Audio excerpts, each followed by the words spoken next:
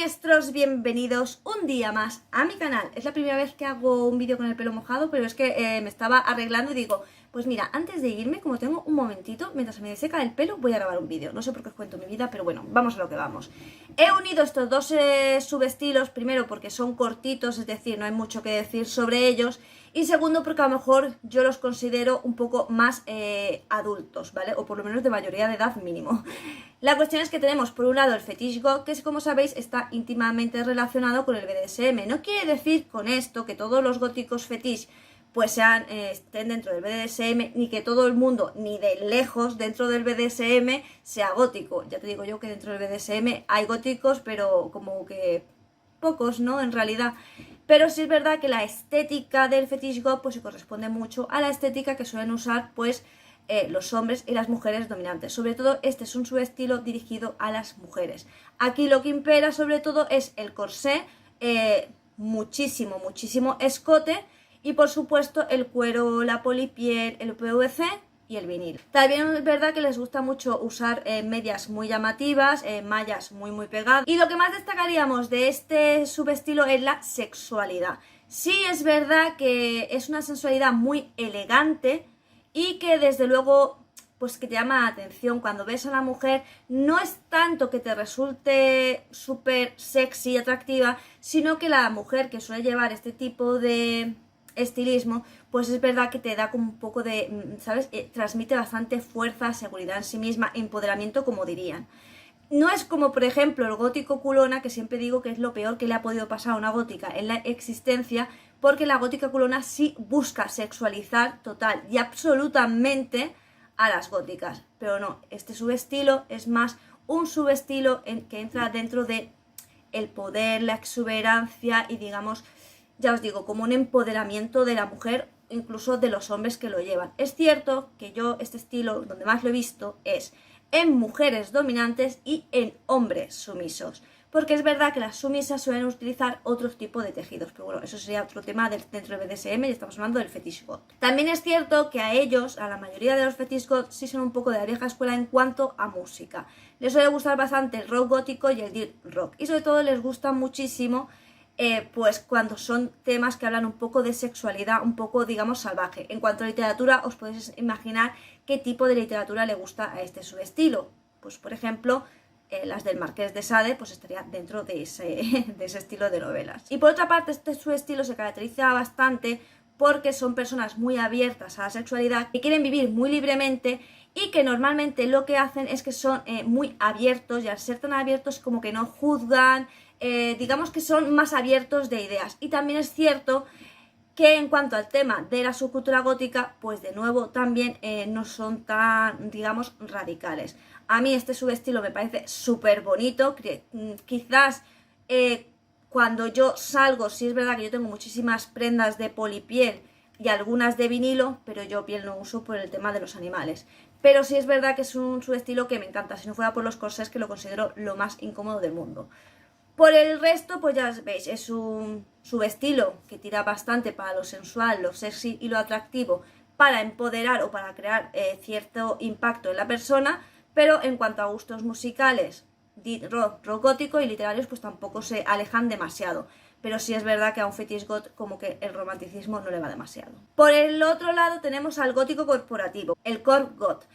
Este subestilo nació por la necesidad de que obviamente cuando ya has pasado tu etapa adolescente y tal y te tienes que dedicar a trabajar, pues obviamente no puedes llevar pues todo el subestilo que te gustaría. Entonces se empezaron a coger ciertos elementos que sí pudieran quedar de una forma sobria, seria y bonita, es decir, y bastante formal, para que tú pudieras seguir llevando tu subestilo. Se cogieron algunos elementos, por ejemplo, del gótico romántico, como el tema de las blusas.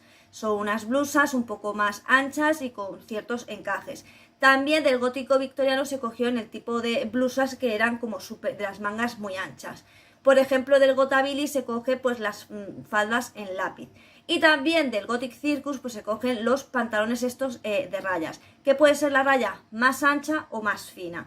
Pero sí es verdad que suele ser un, digamos, look total black, totalmente negro, donde impera pues sobre todo eso, camisas, camisetas, faldas lápiz, corbatas, chaquetas y trajes, y siempre, como os digo, negro, que se suele, digamos, poner un complemento un poquito más discreto, y por supuesto el maquillaje es súper ligero. Por cierto, lo que no he dicho en el Gothic Fetish es que el maquillaje es muy cargado, ¿vale? Les gusta ir muy maquilladas. Entonces, el tipo de gótico corporativo, el core goth, pues básicamente es eso, para personas que a la hora de trabajar quieren llevar una estética pues más sobria y más formal, pues esta sería una forma de mantener su estilo y poder llevarlo, pues ya os digo, a trabajar. Es como cuando, por ejemplo,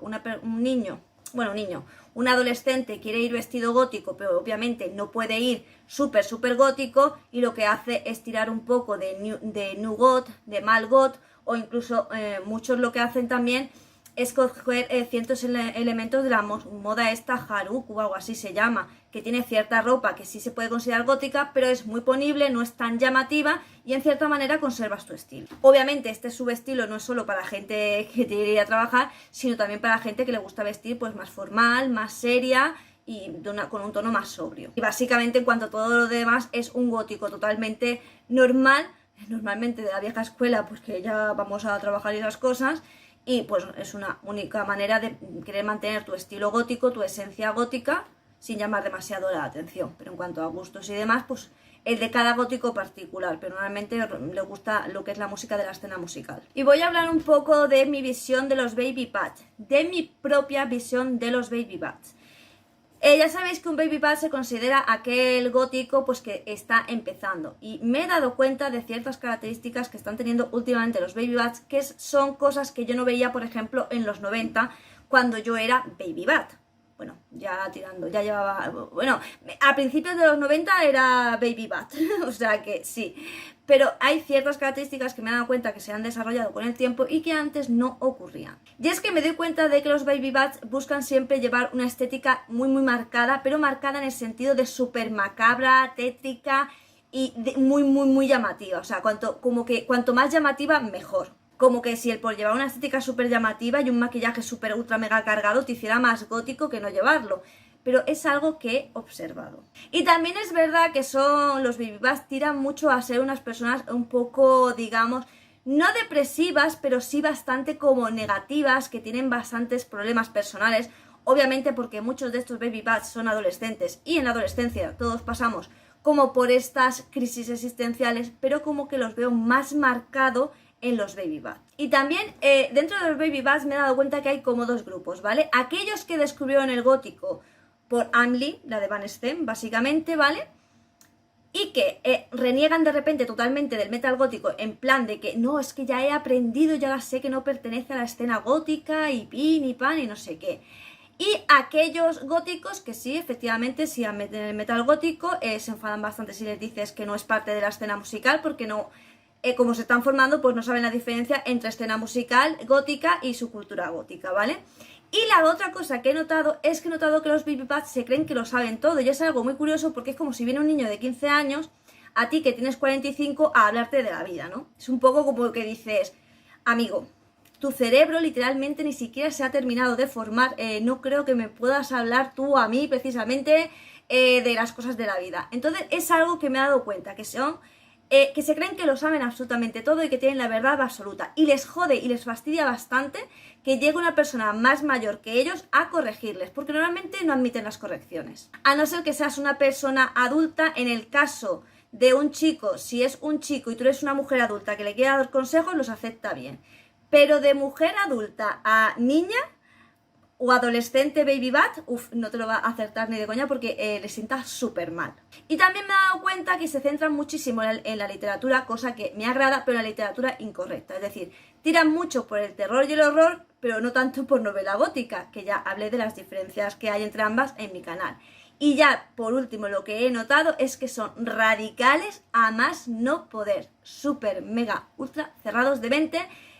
Y me hace gracia, sobre todo, tengo que decir que yo no soy muy fanática de los baby bats. Yo antes sí tenía muchísima relación con los baby bats, Pero tengo que deciros que de los que nacieron del 2000 para adelante intento no tener ningún tipo de relación con ellos porque son demasiado cerrados de mente y me ponen muy nerviosa. Y bueno, esto ha sido un vídeo de subestilo y un poco de crítica. Pero bueno, espero que te haya gustado y ya sabes la triada. Me gusta, comparte, suscríbete y sígueme por mis redes sociales.